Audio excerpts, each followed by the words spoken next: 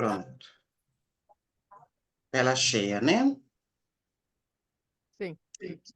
Então, vamos saudando os benfeitores, amigos que nos amparam, nos iluminam, pedindo ao Pai de bondade que nos dê amparo através desses irmãos, para que possamos ter uma conversa de entendimento, de clareza, inspirado por esses irmãos amigos. Assim seja.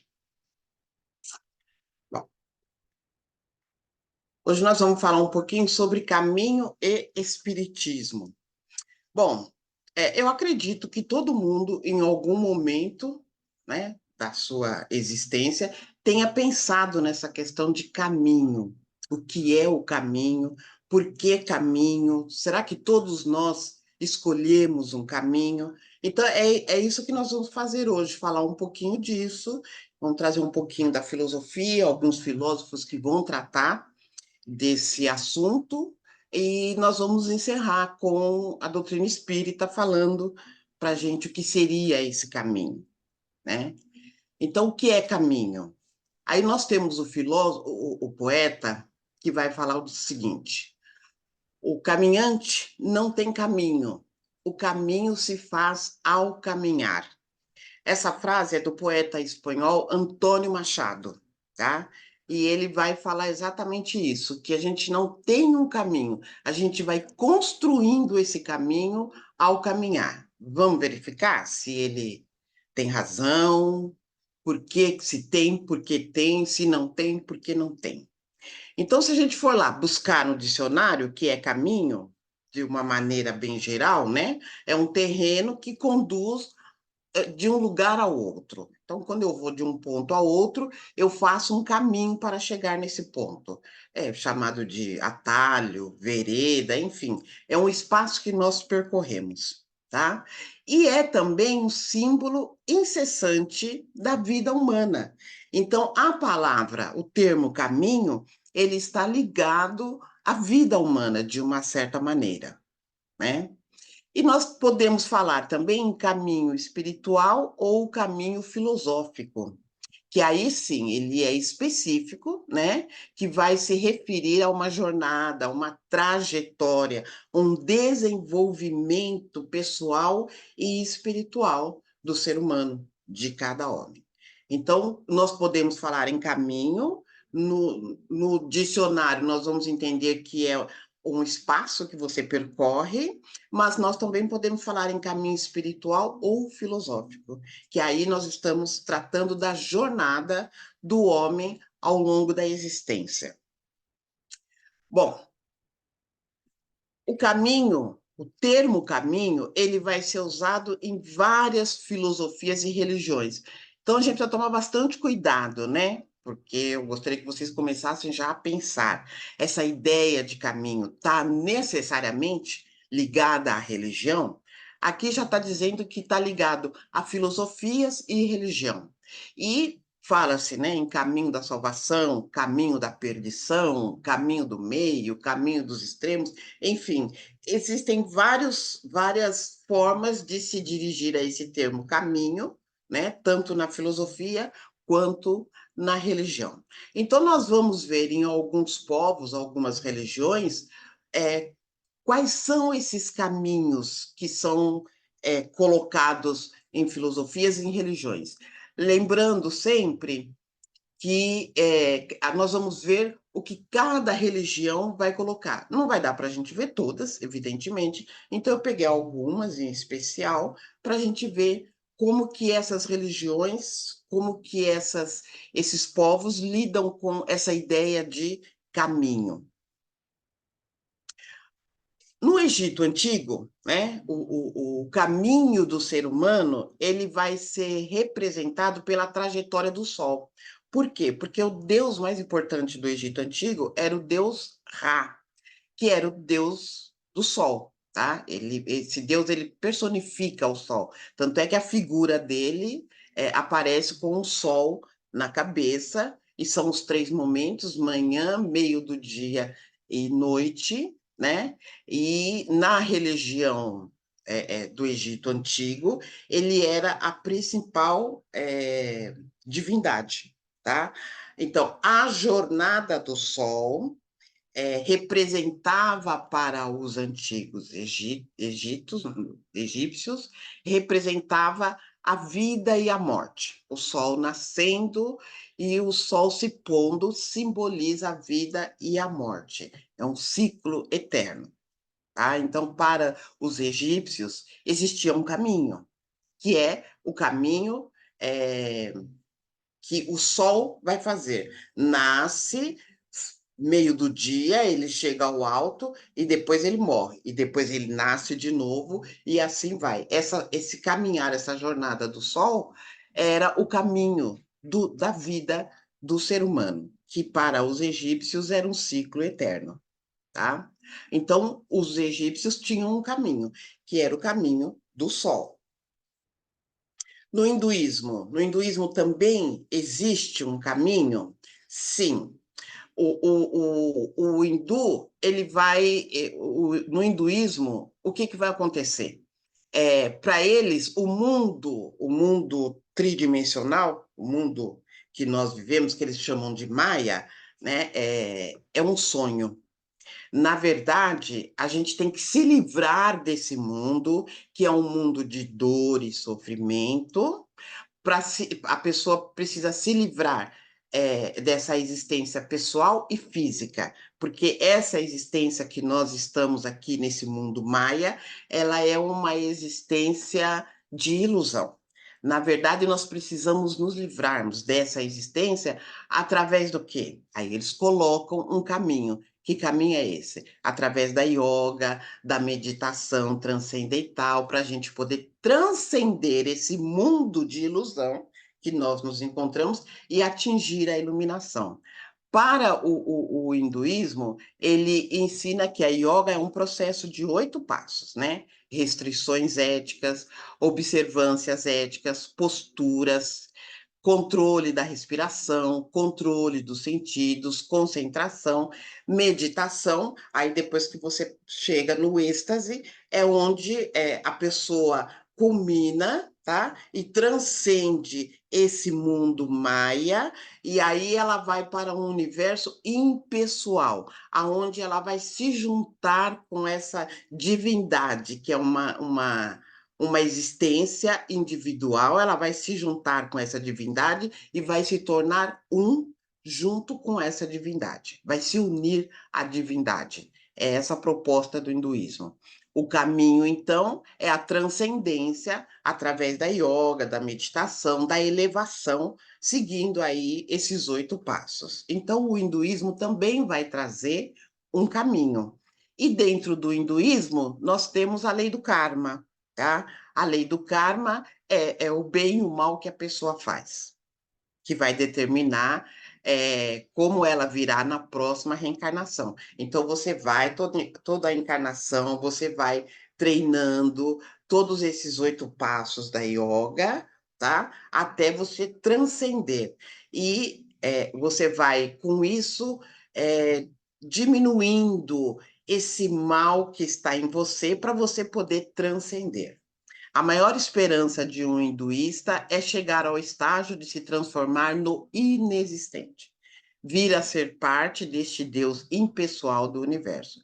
Porque o Deus impessoal, né? Porque o hinduísmo tem vários deuses, tá? Brahma é o criador do mundo maia, Vishnu é o que vai preservar esse mundo, e Shiva é o que destrói para se renascer.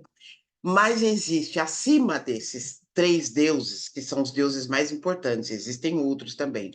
Acima desses 3 deuses, existe um Deus impessoal, tá? Que é desconhecido. O objetivo no hinduísmo é, através da lei do karma, se libertar do mal, utilizando a meditação, a yoga, para ele chegar na transcendência e se juntar com esse Deus impessoal do universo.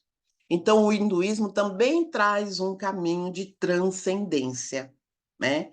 Que é a yoga, a meditação, o equilíbrio, seguindo aí esses 8 passos.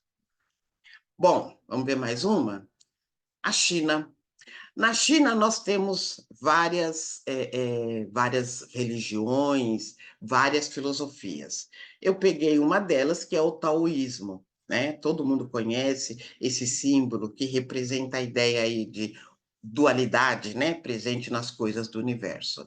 Então, o taoísmo é uma filosofia e tradição espiritual que vai se originar aí na China, né? O taoísmo vai sofrer influências religiosas, mas ele não é também estritamente uma religião naquele sentido tradicional. Ele tem a mistura da religião e da filosofia, tá? É mais uma filosofia de vida. Abrange uma ampla gama de crenças e práticas, desde princípios filosóficos até rituais religiosos. Então, o taoísmo vai juntar esses dois, né? E o conceito central do taoísmo é o Tao. O que que é o Tao? O Tao é o caminho, é a via, né? É a força fundamental que flui através de tudo no universo. Então, o objetivo do taoísmo, dos seguidores do taoísmo, é viver em harmonia com essa força fundamental, tá? Buscando equilíbrio, simplicidade, aceitação da natureza das coisas, e aí você vive em harmonia com o tal, tá? Que é o caminho para a elevação. Os caminhos que foram apresentados aqui, eles são todos no sentido do homem alcançar uma realização, uma felicidade, um bem-estar, né? Buscando através desses caminhos, ou via, né? O taoísmo, ele vai ter esses dois elementos, que é o yin e o yang, que são as duas forças opostas, né? Então, lua, o oposto é o sol, inverno, o oposto é verão, umidade secura, feminino, masculino, enfim, o yin e o yang que vão compor o Tao é o equilíbrio dessas forças opostas. Então, o Tao, o caminho, qual que é? O objetivo é o equilíbrio das forças opostas que estão em nós e que nós precisamos buscar esse equilíbrio para podermos ter uma vida melhor, com simplicidade e aceitação das coisas, tá? Bom, e o budismo? O budismo, inclusive, ele traz o termo, né, caminho do meio. Então, o budismo, ele vai trazer as quatro nobres verdades, né, que é um conceito central do budismo, e essas quatro verdades, elas vão estar ligadas a esse caminho do meio para que se atinja a iluminação, tá? Quais são essas quatro verdades, né? A existência do sofrimento, então eu preciso entender que o sofrimento existe. Qual a origem desse sofrimento? E como que eu posso cessar esse sofrimento? E qual o caminho que eu tenho que seguir para cessar esse sofrimento? Essas são as quatro verdades. Quando eu detecto essas quatro verdades, então eu vou usar o chamado nobre caminho óctuplo, que é o caminho aonde eu vou trabalhar para cessar esse sofrimento. Então, para visão correta, ou seja, compreensão da minha realidade. Essa que é a visão correta, as causas do meu sofrimento. Intenção correta, cultivar a compaixão, a renúncia ao mal, fala correta, falar de maneira respeitosa, construtiva, honesta, ação correta, agir de maneira ética, harmônica, meio de vida correto, ou seja, escolher a melhor profissão, aquela que não vai prejudicar os outros, se alinhar a esses princípios budistas, esforço correto, cultivar o esforço, superar todas aquelas coisas que são inclinações que me prejudicam e prejudicam também o outro. Atenção plena, correta, desenvolver atenção plena, estar presente no momento atual, consciente dos seus pensamentos e das suas ações. E concentração correta, desenvolver a concentração mental para alcançar um estado de clareza e foco. O budismo ensina que você seguindo esse caminho, tá? Você vai atingir a iluminação, assim como o Buda atingiu a iluminação, né? Então, o budismo também traz um caminho que ele vai chamar de caminho do meio, é o caminho do equilíbrio, né? Equilibrar todas essas ações, as intenções, o esforço, tudo isso de maneira equilibrada.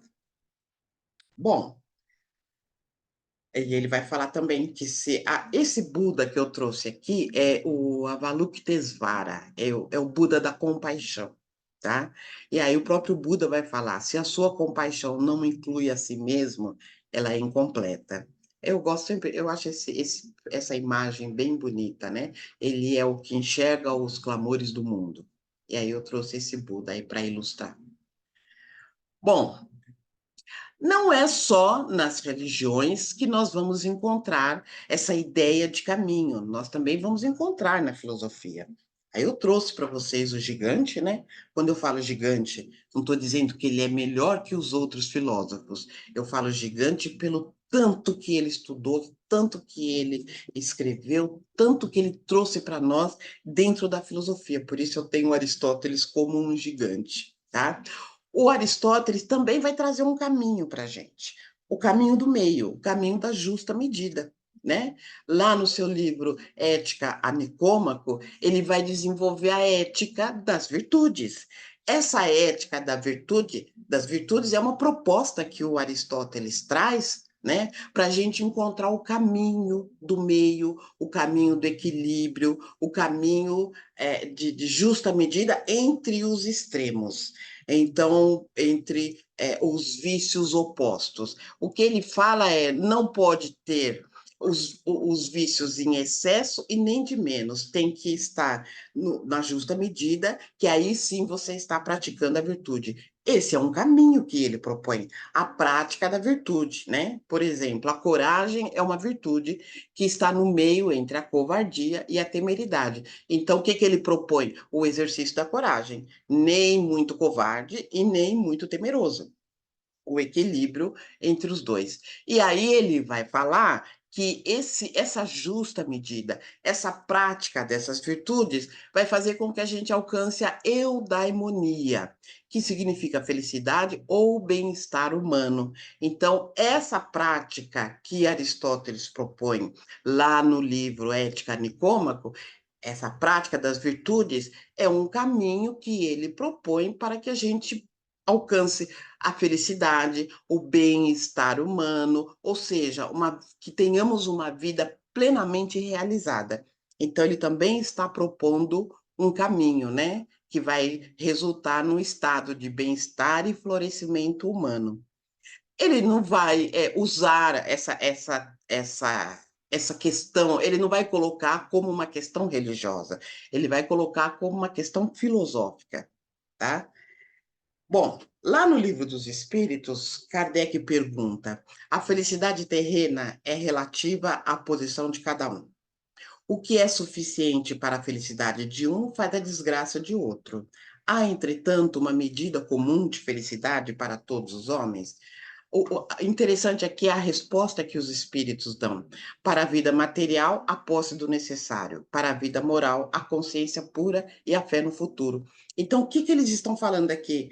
É a justa medida, tá? Para a vida material, aposto necessário. E para a vida espiritual, né? Para a vida moral, a consciência e a fé no futuro. Então, os próprios espíritos estão propondo aquilo que o Aristóteles está propondo, né? O caminho do meio, a justa medida, nada em excesso. E aí eu trouxe também um filósofo, porque a gente tem que entender, a questão caminho está ligado à religião, à religiosidade. E aí eu trouxe Sartre. Por quê? Porque Sartre é ateu, né? Mas ele também vai falar em caminho.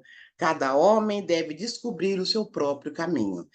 Ah, tudo bem. Sartre não acredita na pré-existência da alma, nem na pós-existência da alma. É ateu, não é um religioso, mas ele também traz essa ideia de caminho. Dentro dessa existência nossa, nós precisamos encontrar um caminho, porque nós estamos construindo a nossa essência. A existência precede a essência. Então, ao longo dessa existência, nós estamos construindo a nossa essência. E Sartre propõe que a gente descubra o nosso próprio caminho para que a gente chegue na construção dessa nossa essência. E aí eu trouxe Nietzsche, rebelde. Eu costumo falar assim, a Miriam fica brava comigo, não fala para ela não, tá, pessoal? Nietzsche, o rebelde. Por quê? Porque Nietzsche, lá no seu livro Assim Falou Zaratustra, ele vai também trazer um caminho. Olha que interessante. O caminho para você evoluir para um além do humano. É isso que ele propõe. Que nós possamos abandonar os valores. Aqui Nietzsche está falando dos valores tradicionais da igreja, tá? Das instituições, as igrejas instituídas, é isso que ele está falando. E que nós possamos criar os nossos próprios valores, que são frutos da nossa vontade de poder. E aí ele vai propor, nesse livro, a metáfora das três metamorfoses do espírito. Então, veja bem, quando o filósofo fala espírito, quando ele traz essa ideia, ele não está falando de religião e nem está falando do espírito da doutrina espírita. Ele está falando do espírito, do espírito da alma humana. É isso que ele está falando. Então, ele vai propor um caminho para que a gente possa criar os nossos próprios valores. E criar os nossos próprios valores é trilhar um caminho, né? Então, lá ele vai trazer o camelo. O camelo é fraco, é obediente, é aquele homem que, representando aí o homem que aceita a carga das normas e valores da sociedade. O camelo representa aquele homem que atua através da moral heterônoma, da religião extrínseca, ou seja, o camelo é aquele homem que age conforme aquilo que é imposto a ele, que não reflete em relação àquilo que é trazido para ele, que pratica uma religião extrínseca, uma religião que é de fora para dentro. Então, ele fala que nessa fase do camelo, o homem está nesse estágio de um homem fraco e obediente. Mas esse homem pode mudar, ele fala. Ele pode se transformar no leão. Quem é o leão? O leão é forte, é autônomo, é aquele que vai é, é, fazer a rebelião, que vai fazer o caminho para a mudança. Ou seja, o leão é aquele que se liberta dessa moral heterônoma, dessa prática, dessa religião extrínseca. Ou seja, o leão é livre de tudo aquilo que o camelo traz. E aí você tem que chegar na criança, tá? A criança é o ideal humano. Por quê? Porque a criança representa a superação das dualidades e a criança é a que vai criar novos valores. Então a criança é livre para essa mudança, para a criação desses novos valores, tá? Então o Nietzsche propõe essa metamorfose, né? Essas três metamorfoses do espírito para que o humano seja além do humano. E aí ele vai poder exercer essa vontade de potência, né? Essa força originária que move o universo e que move também o ser humano, que está no ser humano. Quando a criança é livre ela vai entrar em contato com essa força essa vontade de potência, essa força interior, e aí sim você vai se transformar nesse ser humano que vai um ser humano melhor, um ser humano vai se aperfeiçoar, ou seja, que vai ser mais do que se é. Então, ele também está propondo um caminho de mudança e um caminho de libertação. Né? É a afirmação da vida, ao mesmo tempo que é a vontade de superação de si mesmo. E essa vontade ela tem que passar por esses estágios, por esses momentos da vida que ele traz para a gente, né? E aí sim a gente vai poder atingir o que ele chama, a tradução é super-homem, mas não o super-homem no sentido do super-homem que nós conhecemos, né? Mas é aquele que cumpre na Terra a missão que lhe é devida. Então, o Nietzsche também vai propor, e o Nietzsche é um filósofo ateu, ele não vai fazer parte daquela corrente existencialista dos ateus que é representada aí também por Sartre, mas ele também é um filósofo ateu no sentido que ele vai virar as costas para tudo que as religiões instituem, né? Então a gente pode considerar ele como um filósofo que traz um caminho que não é necessariamente um caminho religioso. Tudo bem? Alguém gostaria de comentar alguma coisa? Não? Tá tudo ok? Então vamos lá. Aí eu trouxe dois segmentos que são religiosos que vão dizer que não existe caminho. Tudo é predeterminado, tá? Porque assim como nós temos religiões e filosofias que dizem que existe caminho, nós temos também religiões e filosofias que falam que não, que as coisas são predeterminadas, tá? A gente já vem com uma predestinado a. O calvinismo, né, que vai ser representado aí por João Calvino, que vai fazer parte, inclusive, da reforma protestante, e em muitas coisas ele concorda, né, com os elementos da reforma, mas em outras ele vai dizer que não. Então, ele vai criar uma doutrina religiosa lá na Suíça, no século VI, né, logo após a reforma, e ele vai criar algumas, como ele vai ser o fundador, ele vai criar alguns elementos para o funcionamento dessa doutrina. Uma delas ele acreditava na predestinação, ou seja, o ser humano ele já vem com o caminho pronto, já vem com o caminho traçado, na valorização dos bons costumes e na defesa da acumulação de capitais, né? Então, o calvinismo ele vai traçar essas diretrizes e ele vai entender, né, que Deus escolhe aqueles que serão salvos e os que serão condenados. Então já tá tudo pré-determinado, tá? Não adianta você escolher um caminho ou outro, porque já está pré-determinado. As novas ideias de Calvino incentivaram a formação de novas igrejas pelo mundo, como a presbiteriana e as reformadas. Enquanto os luteranos, né, que são aqueles que estão junto com Martinho Lutero, acreditavam que a fé e as boas obras do fiel os conduzem à salvação, os calvinistas consideravam a salvação como algo já consumado e definido por Deus antes da criação do mundo. Tá? Então, não são todas as religiões que vão acreditar. E o islamismo também, tá? O islamismo também, né, vai ser aí fundado por Maomé, e ele vai se basear no princípio, né, de um Deus único, que é Alá, e ele também acredita, né, os muçulmanos, quem pratica o islamismo é conhecido como muçulmano ou muçulmana, né? O islamismo acredita na predestinação. Eles têm até um conceito, né, conhecido como qadar, em árabe. De acordo com a crença islâmica, Alá possui conhecimento completo e absoluto sobre todas as coisas, incluindo passado, presente e futuro. Então, a predestinação no islamismo refere-se à compreensão de que Alá já determinou tudo o que acontecerá.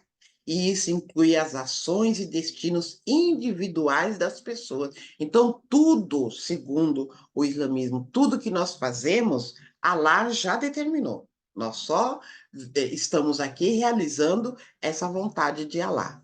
Portanto, no islamismo, acredita-se que cada pessoa nasce com um destino pré-determinado por Alá.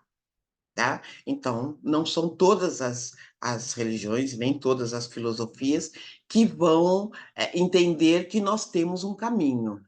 O calvinismo e o islamismo entendem que não, que nosso caminho já foi traçado. É bom a gente fazer esse contraponto para a gente não ficar limitado na ideia de que é uma questão religiosa e todas as religiões têm essa, essa mesma visão. Isso é muito importante. Bom, e aí chega ele, Jesus. Então, nós temos as várias ideias de caminho, tanto nas religiões anteriores a Jesus, quanto na filosofia, e temos a ideia também de que não existe caminho, e aí chega Jesus, né? E Jesus, ele vai proferir uma frase que nós conhecemos que é muito importante. Eu trouxe o, o item todo, né? O parágrafo todo, o versículo todo, para a gente poder contextualizar por que é que ele usa essa frase, né? Então, ele está se despedindo dos discípulos, né? Ele vai fazer o último sermão, ele está explicando que ele está chegando a hora dele partir, etc. e tal. Então, ele está falando, né, com os discípulos: não se perturbe o vosso coração. Credes em Deus, crede também em mim. Na casa de meu pai há muitas moradas. Se não fosse assim, eu vos teria dito, pois vou preparar-vos um lugar. Então, ele está se despedindo, né? E quando eu me for e vos tiver preparado um lugar, virei novamente e vos levarei comigo, a fim de que, onde eu estiver, estejais vós também. Está falando para os discípulos, né? Os apóstolos. E para onde vou, conheceis o caminho. Aí Tomé fala para ele: Senhor, não sabemos para onde vais. Como podemos conhecer o caminho? Aí que ele fala: Eu sou o caminho. Eu sou o caminho, a verdade e a vida. Ninguém vem ao Pai a não ser por mim. Está lá em João. Então, é versículo 14, eu coloquei de 1 a 6 justamente para a gente poder contextualizar, porque ele está dizendo: eu vou para o Pai, tá? Vou preparar o lugar para vocês, na casa do meu pai há muitas moradas, e o Tomé, né? Como assim? Nós não sabemos nem para onde você vai, nem o caminho. Ele falou: mas eu sou o caminho, né? Então, quando ele vem e ele diz essa frase, o que que ele está fazendo? Ele está fechando tudo aquilo que veio antes dele. Porque depois de Jesus, nós não tivemos mais nenhum avatar, né, da grandeza dele. Então, ele veio amarrando tudo, fechando tudo. E Jesus, nós sabemos, não criou nenhuma religião, não criou nenhuma igreja. Então, quando ele fala, eu sou o caminho, será que ele está ligando essa ideia de caminho, de verdade, de vida com uma religião? Né? É isso que eu quero. Eu vou perguntar isso para vocês quando acabar a reflexão, viu? Que vocês entendem? Então, quando ele fala isso, e ele fala com muita autoridade, né? Como podemos conhecer o caminho? Eu sou o caminho, eu sou a verdade. Então, ele está trazendo um caminho, uma verdade, para a gente entender o que é essa jornada nossa. E aí a gente pode falar, mas que caminho, que verdade é essa que Jesus trouxe? Ele não falou, Jesus não falou assim, olha, faça assim, faça assado. Ele deu exemplos, né? Amar o próximo, perdoar, humildade, compaixão, justiça, retidão, alegria interior, alegria na relação com o Pai. Então, ele deu vários exemplos, por isso que ele pode falar, eu sou o caminho. Porque ele deu esses exemplos, né? Na cerimônia do lava-pés, ele dá o exemplo de humildade, né? Quando ele fala amar o próximo como a ti mesmo, e ele ama porque ele sai, ele faz curas, ele faz ele envolve todo mundo à sua volta. Então, ele ele pode falar, eu sou o caminho, porque ele veio e mostrou por que é que ele é o caminho. É a prática de tudo aquilo que ele fez e que ele falou e que ele trouxe para nós. Por isso, eu sou o caminho. Mas ele falou também que não ia ser fácil, né? Tenho-vos dito isto para que em mim tenhais paz. No mundo tereis aflições. Ele até que foi bem simpático, né? Bem leve. No mundo tereis aflições, mas tem de bom ânimo. Eu venci o mundo. Então, se eu sou o caminho e eu venci o mundo, vocês vão enfrentar muitas aflições, mas seguindo esse caminho, vocês também vão vencer, né? Muito, muito forte, muita. Ele fala isso com muita propriedade, com muita força, tá? Tem de bom ânimo. Eu venci o mundo. Bom, até aqui, tudo bem. E a doutrina espírita? Como é que a doutrina espírita vai tratar tudo isso, né? Aí eu trouxe uma historinha, eu vou contar uma historinha para vocês. Lá no livro Obras Póstumas, tem um capítulo que chama Caminho da Vida, tá? É um livrinho pequenininho e é bem interessante. Eu peguei alguns trechos desse livro para trazer para vocês, para a gente ver como que a doutrina trata esse caminho da vida, porque o que o livro está falando, o que o capítulo está falando, ele está ligando com a pluralidade das existências. Então vamos lá, vamos começar. Primeira parte. Pela pluralidade das existências, nas mãos do homem está o seu futuro. Se ele gasta longo tempo a se melhorar, sofre as consequências dessa maneira de proceder. É a suprema justiça, a esperança, porém, jamais lhe é interdita. A seguinte comparação é de molde a tornar compreensíveis as peripécias da vida da alma humana. Então vamos lá. Suponhamos uma estrada longa, em cuja extensão se encontram de distância em distância, mas com intervalos desiguais, florestas que se têm de atravessar. E à entrada de cada uma, a estrada larga e magnífica se interrompe para só continuar a saída. Ou seja, você vem numa estrada larga, bonita, magnífica, de repente à sua frente surge uma floresta, tá? E você tem que atravessar essa floresta para continuar na estrada larga e magnífica. O viajor segue por essa estrada e penetra na primeira floresta. Aí, porém, não dá com o caminho aberto. Então, quando ele entra na floresta, ele vai encontrar um monte de empecilhos, ele perde a luz do sol que poderia guiá-lo, enfim, ele vai ficar numa situação onde ele vai, inclusive, se perder e se machucar, enfim, ele se depara com um dédalo incrível em que ele se perde dentro dessa floresta, se machuca, cai, levanta, sente sede, não vê a luz do sol, enfim, ele vai se debater nessa primeira floresta, tá?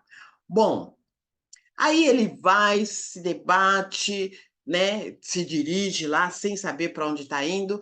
Aí, de repente, né? Depois de muita fadiga, ele chega aos confins da floresta. Aí ele chega numa outra estrada novamente. Mas ele chega extenuado, dilacerado pelos espinhos, machucado pelos pedrouços, enfim. E aí lá ele descobre de novo a estrada e prossegue a sua jornada. Continua agora numa estrada numa condição bem melhor, procurando curar-se das feridas. Mais adiante, segunda floresta. Porém, ele já passou na primeira floresta, tá? Então ele adquiriu um pouco de experiência e nessa segunda floresta ele já sai menos contundido, tá? Bom, noutra floresta, né? Continuando, entrou na segunda floresta, se debateu, mas aí os percalços foram menores, porque ele já tem a experiência da primeira floresta. Aí, na segunda, na terceira floresta, ele vai encontrar um lenhador, e o lenhador indica a direção para ele não se transviar, não se desviar do caminho. né? A cada nova travessia, aumenta a sua habilidade, porque daí ele vai aprendendo, ele vai passando por florestas e ele vai aprendendo. Aumenta a sua habilidade de maneira que transpõe cada vez mais facilmente os obstáculos. A estrada finaliza no cume de uma montanha altíssima. Então, ele passou pela estrada, várias florestas, se machucou, aprendeu a passar melhor nas florestas, tá? E a estrada finaliza no cume de uma montanha altíssima, onde ele descortina todo o caminho que percorreu desde o ponto de partida. Então, ele chega nessa montanha. Aí ele para e olha para trás. E aí ele olha, imagina que cada árvorezinha dessa é uma floresta. Aí ele olha e ele fala: Nossa, que estrada longa, passei por várias florestas. Na verdade, é qual velho soldado que, na calma do lar doméstico, recorda as batalhas a que assistiu. Então ele para e olha para trás e ele vê o quanto ele percorreu, quantos percalços e, né, a estrada longa que ele teve que percorrer. Bom, quando ele está lá no cume da montanha, chega um ancião e fala para ele: Meu filho, eis-te chegado ao termo da viagem, né? Mais um repouso indefinido causar-te-á tédio mortal, e tu te porias a ter saudade das vicissitudes que experimentastes e que te davam atividade aos membros e ao espírito. Vês daqui grande número de viajantes na estrada que percorreste. Vai-lhes ao encontro e procura com teus conselhos guiá-los a fim de que cheguem depressa. Então ele olha, ele vê as pessoas, ele vê o mundo, né, gente? Ele vê as pessoas e o ancião fala para ele: volta, vai lá e ajuda aqueles que estão precisando. Aí o viajante pergunta: por que não há uma estrada direta desde o ponto de partida até aqui? Aí o ancião fala para ele: que é o que saberias se por lá não houvesses passado? Então o ancião está falando para ele: você chegou no ponto da viagem, aonde se você parar, você vai viver num tédio, vai sentir falta de tudo aquilo que você passou. Então, vai e faz alguma atividade para ajudar o tanto de pessoas que estão lá tentando atravessar as mesmas florestas que você atravessou. A atividade que houvesse de desenvolver, os recursos de imaginação que precisasses empregar para abrir caminho, aumentaram os teus conhecimentos, porque ele queria uma estrada direta. Aí ele fala: mas se você não passar por isso, o que que você vai aprender? Então, todos os recursos, né, a imaginação para abrir, aumentaram os conhecimentos e desenvolveram a tua inteligência. Pensa, contudo, nos milhares de viajores que fazem outro tanto e que, trabalhando para si mesmos, trabalham sem o perceberem para o bem comum, né? Ou seja, é aquilo que a Miriam falou na reflexão passada, não é isso? É fazer a terra inteira feliz. Você chegou no termo da sua viagem, volta, porque o objetivo é esse, fazer a terra inteira feliz. Vai lá ajudar, trabalhar para o bem comum. Bom, a estrada é a imagem da vida espiritual da alma e em cujo percurso esta é mais ou menos feliz. É quando nós estamos lá no plano espiritual. As florestas são as existências corpóreas em que ela trabalha pelo seu adiantamento, ao mesmo tempo que na obra geral. E o caminheiro que chega ao fim e que volta para ajudar os que vêm atrasados, figura os anjos guardiães, os missionários de Deus, que se sentem venturosos em vê-lo, como também no desdobrarem suas atividades para fazer o bem e obedecer ao Supremo Senhor. Então, o que que a doutrina traz aqui para a gente, né? Ela traz o caminho da vida, que são esses momentos, né? A existência. Ora, estamos existindo aqui e ora estamos existindo na erraticidade. Então, o que nós precisamos é a partir do aprendizado, a partir das experiências, investir isso em nós, no nosso crescimento, no nosso aprendizado, da nossa evolução, e quando nós chegarmos num ponto que é o ponto que Jesus chegou, voltar. Voltar e ensinar e ajudar aqueles que ainda estão atravessando a floresta, tá? Esse é o caminho que a doutrina espírita traz para a gente nesse livro Obras Póstumas. Bom, prosseguindo. O Espírito Emmanuel, no capítulo 81, prosseguindo do livro Palavras de Vida Eterna, pela psicografia de Francisco Xavier, consola-nos ao comentar o trecho evangélico.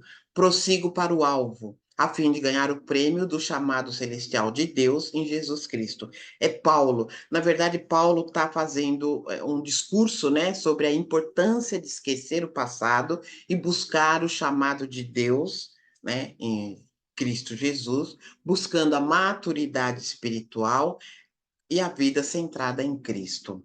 Ele nos ensina que o menino deixa a infância para entrar na mocidade, o jovem deixa a mocidade para entrar na madureza, o adulto deixa a madureza para entrar na senectude, e o ancião deixa a extrema velhice para entrar no mundo espiritual. Aqui ele está colocando uma situação, né, onde ele está desconsiderando o rompimento aí no meio de uma dessas passagens, tá? Não como quem perde os valores adquiridos, mas sim prosseguindo para o alvo que as leis de Deus nos assinalam a cada um. Então, Paulo vai falar para a gente. Paulo também está falando, nós temos que prosseguir, nós temos que seguir esse nosso caminho, porque o nosso alvo é um prêmio, né? Que é a vida eterna, a vida em paz, a vida em harmonia, ou seja, como disse Aristóteles, né? A vida plena e feliz. E para a gente concluir, eu trouxe aqui um texto, né? Aonde fala, conforme formos caminhando ao encontro de Jesus, o próprio caminho vai se nos abrindo para horizontes mais vastos que antes não tínhamos previsto. Saibamos confiar em Deus. Ele sabe o que é melhor para o nosso progresso moral e intelectual, com que a alma se elevará para a perfeição infinita. E lá na Revista Espírita, Kardec vai falar: a felicidade completa é resultado da perfeição.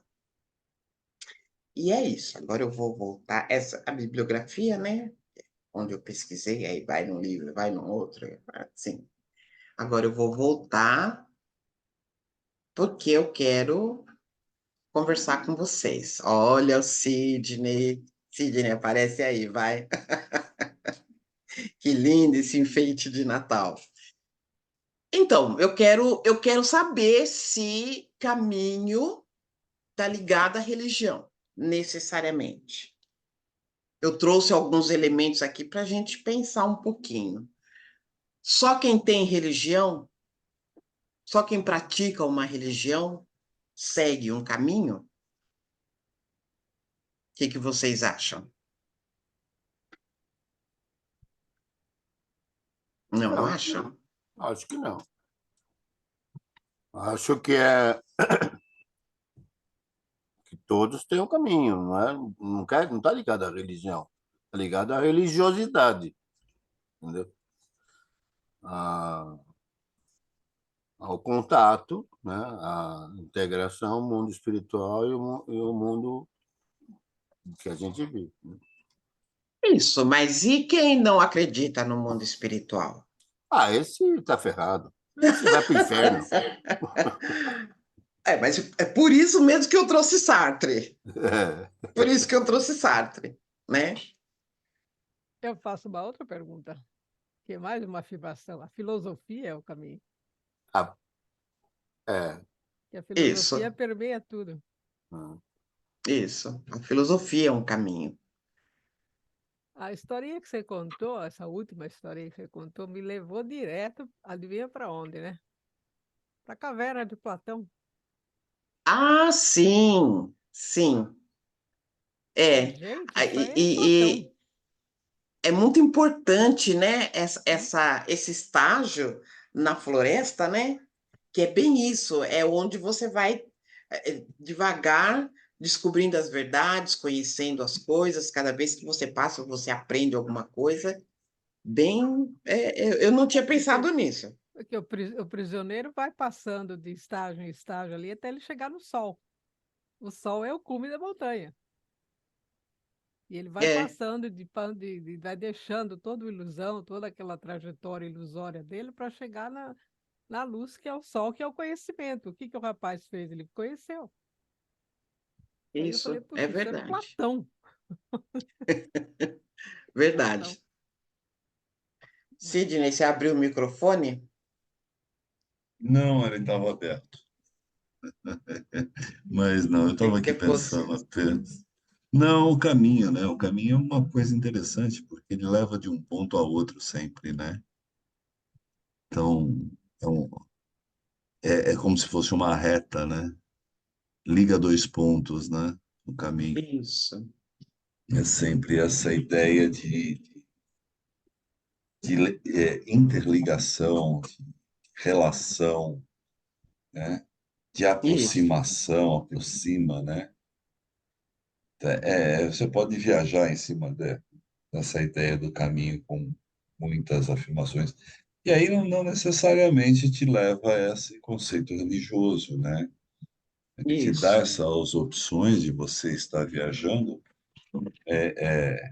Eu acho muito interessante, né? Que o caminho é aquela primeira frase que você colocou, né? Que ele se faz sozinho, né? o caminhante faz o próprio caminho. Então, o importante não é chegar assim, seguir o caminho, né? É a construção, né, que a gente vai fazendo aí ao longo desse caminhar, né? Muito, eu achei esse tema bem interessante. Por quê? Porque quando eu vim para a doutrina espírita, há muito tempo atrás, eu tinha uma amiga que a gente discutia, né? Nós estávamos procurando o caminho. E ela foi para o budismo e eu vim para o espiritismo. Então a gente usava muito esse termo, a gente falava muito disso, dessa questão do caminho. E aí eu falei, eu vou levar esse tema. Por quê? Porque eu quero, hoje não é a última reflexão, tá? É a minha do ano. Ano que vem eu volto, se Deus quiser. Mas eu quero agradecer o fato de vocês estarem no caminho junto comigo ao longo desse ano, junto, dando força, é, comentando, né, ali em pés, assim, bem guerreiros mesmo. Então, foi a minha despedida esse ano da reflexão, mas a semana que vem tem o Carlos, né, que vai fechar a reflexão, mas a minha despedida porque eu falei, puxa, eu vou levar essa reflexão porque eles estão no meu caminho, eles fazem parte do meu caminho. Então eu quero falar de caminho com eles. Foi a ideia foi essa. Você sabe que eu gosto muito de caminhar, né? Eu faço caminhadas longas às vezes, e a mais longa que eu fiz foi o Caminho da Fé, que é aquela que vai de São Carlos até Aparecida. E lá tem uma máxima que eles colocam, né? Que o importante não é o objetivo, e sim o caminho. O importante é o caminho, né? Não é chegar em Aparecida, e sim fazer o caminho, né? Todas as fases do caminho e da relação, porque é ali que você aprende a se conhecer, a desativar, a, a, a diminuir a velocidade. É o que o livro Obras Póstumas traz no final, né? O que você aprendeu nesse caminho, ao longo desse caminho. É isso que o livro coloca, né? O mais importante é o que você aprendeu. E tudo isso, pega tudo isso que você aprendeu, volta lá e ajuda os outros que estão atravessando aí a floresta. Mais alguém gostaria de falar alguma coisa? De tudo que você falou sobre o caminho, como eu fui ouvindo, eu falei, Fala um pouquinho mais alto, Miriam, por favor. de tudo que você falou sobre o caminho, de todas as religiões e filosofias, o Espiritismo fecha isso. Ele comporta todas elas. Ele vai pegar tudo de todas e vai trazer como um roteiro para nós. Ele vai pegar o desapego, ele vai pegar o justo meio de Aristóteles, não lembro mais, o Nietzsche, ele vai pegar o Nietzsche de ponta a ponta, É, né? Ele vai pegar Kant, e resume o Espiritismo porque Jesus resume isso. isso. E aí o Espiritismo resume, entre aspas, Jesus. No sentido que ele vai trazer o Sermão do Monte, ele vai trazer o Livro dos Espíritos, que é o roteiro. Né? Ele é nada mais é do que um roteiro. É um roteiro para que a gente... Por isso que quando Jesus fala, eu sou o caminho, não é que ele é o caminho. São os ensinamentos que são o caminho. Como a Ângela falou, o exemplo que ele traz. Não é ele, Jesus, o caminho, não. Os ensinamentos, e os ensinamentos nada mais são do que a vontade do Pai. Ele mesmo fala isso. Eu vim Isso. fazer a vontade do Pai. Então, ele é o quê? Um espírito que encarnou para trazer esses ensinamentos, fazer a gente entender, né, o que é a moral de Deus, a moral espírita, ou a moral de Deus, porque não é o espiritismo não é propriedade do espiritismo isso aí, porque é uma coisa universal. Então, mas o espiritismo fecha. Eu não estou dizendo que o espiritismo é a última coisa, eu estou dizendo que no momento ele fecha isso. Pode ser que no futuro a coisa se amplie de tal forma que eu não tenho a menor ideia do que é hoje. Quando você fala fecha, eu me lembro de uma frase que eu ouvi de uma pessoa, que ela fala que o Espiritismo é o delta do conhecimento da filosofia, porque Essa ele frase é do pega, Herculano. Essa frase é do Herculano Pires. porque agrega todas essas informações, Sim. todos esses, né, esses caminhos. Eu acho isso muito interessante. E, e ele não termina ali, né? O delta não termina Não, o ali. delta não termina, ele abre de novo. Ele se abre para poder É. abranger. Porque quando Kardec A, fala que a ciência, se a ciência mudar, acompanha a ciência, ele está dando essa oportunidade, né? nem só a ciência, os conceitos, principalmente da moral, da ética, vão mudando, porque a gente vai entendendo cada vez mais. E vai procurando vivenciar cada vez mais a ética. É como eu sempre falo, né? O que é a bondade? Nós temos ideia do que seja ser realmente bom? Uma vez que Jesus fala bom, só meu Pai é. Se Jesus não se considera bom, nós não temos a menor ideia do que seja ser bondade.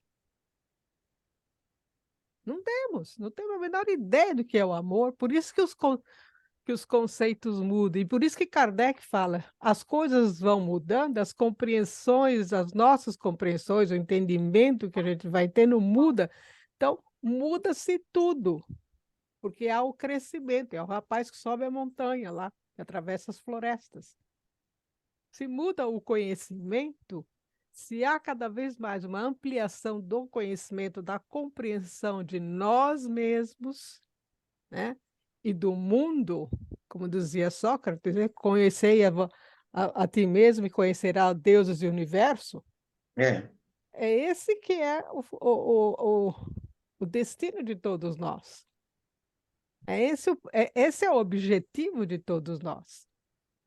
É o alcance que nós vamos ter que fazer atravessando muitas florestas, não só 3, muitas florestas. Põe floresta É, nisso. Põe floresta nisso. Cada floresta também pode ser uma vivência, uma existência. Né? Cada floresta que ele foi passando pode ter sido uma existência, uma vida. Né? Ele aprendeu na lá a verdade, no escolher. livro ele coloca várias florestas, é que eu falei, não, vou pôr só, só duas, porque senão Foi cansa boa, né? também. Sim, que isso foi É. boa. Então, pode ser várias existências, não só uma existência. Então, tem várias maneiras de se interpretar o rapaz passando pelas florestas aí, né? Então, se a gente, como amplia o conhecimento de nós mesmos e do mundo, também é esse sentido do delta do Herculano, entendeu? Ele vai pegar todo o pensamento filosófico ou da humanidade, coloca ali, depois abre. Abre como? Numa nova visão, num novo roteiro, porque ele vai trazer a comunicação do visível com o invisível, ele vai colocar isso tudo no papel, fundamentado, argumentado, colocado, e é fundamentado na ciência, na filosofia e na moral. Então, essa é a nova visão que Kardec faz, esse é o legado de Kardec. É, Você lembrando Esse Herculano, né? Ele coloca aquele cone invertido da ipsidade, é isso? É o cone invertido. Ipsidade, E é, ipsidade. eu acho extremamente interessante, porque quando ele coloca, né, ele diz que você vem naquela. E é um processo, né? E quando você termina um processo, você salta para o outro, mas ele não se desliga do outro, né? Não, Você não está tem sempre como, subindo. não, não tem E é como. onde aquilo que caberia também até para o Delta, que é a abertura, né? Vai se abrindo Sim, cada vez mais ao conhecimento e à sua evolução, sim, automaticamente agregando mais conhecimento e mais visão. sim. Porque, gente, nós somos cósmicos. Você já imaginou o que é ser isso? Você, Cabe na, ca- se eu já dou trabalho assim, imagina desse tamanho. cabe na cabeça, cabe na nossa cabeça pensar isso? É difícil. Como é difícil pensar que Deus é uma inteligência. Mas se nós somos seres cósmicos, imagina o que nós temos que passar e aprender. muita coisa. Não tem fim, não tem fim. E É, todos os espíritos, mesmo os que já alcançaram lá, se eles têm que voltar para ajudar o povo, nós aqui, que estamos aqui, eles estão aprendendo o tempo todo, estão enfrentando desafios o tempo todo. O tempo todo, penso que não, penso que é fácil para eles falar. Eles ficam lá pensando, "Pô, a Miriam dá tanto trabalho, a gente não consegue fazer ela mudar de caminho. Faz tempo que nós estamos tentando aqui, vai para cá, põe isso, vai para lá, vai estudar filosofia, vai estudar aquilo, vê esse curso, vê aquele curso de e ela vai indo muito devagar. E eu só uma. Então, eles também têm as suas dificuldades e os seus desafios. Porque existe o livre-arbítrio, né? E essa é a parte mais bonita também que eu acho do Espiritismo. Apesar de todos os pesares, eles não interferem. É, Isso é bonito. Isso é respeitar o outro, na sua máxima. Porque podia muito bem chegar aqui e falar, ó, quer saber? Cansei. Vai por aqui e me deixa em paz.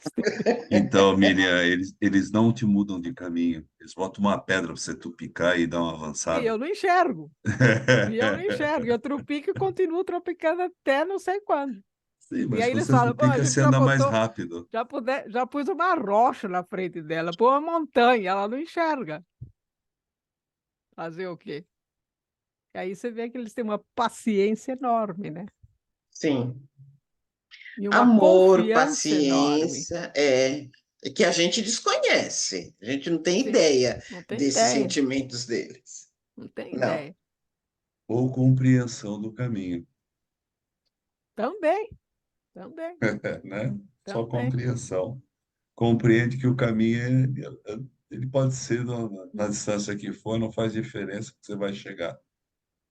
Todos Sim, os todos caminhos nós levam ao chegamos mesmo lá. ponto. Todos nós Só chegamos lá. caminho.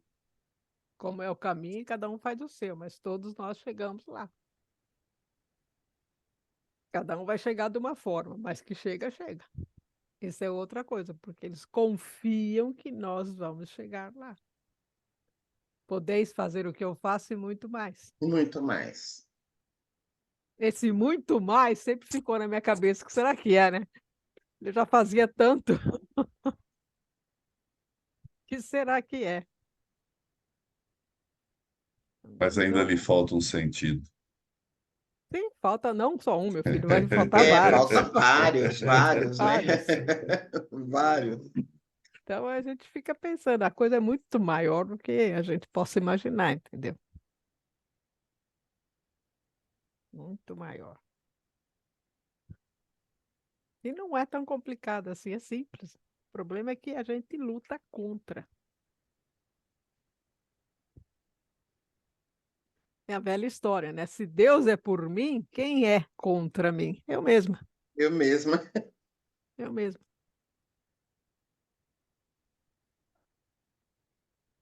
Então é isso. Mais alguém gostaria de colocar alguma coisa? Não? Não, seu Davi. É carinha dele. Então vamos encerrar, Miriam? Posso Podemos encerrar? encerrar, podemos encerrar. Então vamos agradecendo aos benfeitores pelo amparo, pelo fortalecimento, pela inspiração, e que possamos estarmos reunidos novamente na próxima segunda para mais um estudo, uma reflexão, uma discussão para nosso aprendizado. Assim seja. Semana que vem, se eu não estou enganada, é o Carlos. É o Carlos. Aí a gente encerra o ano, tá bom? Gente, obrigada pela presença.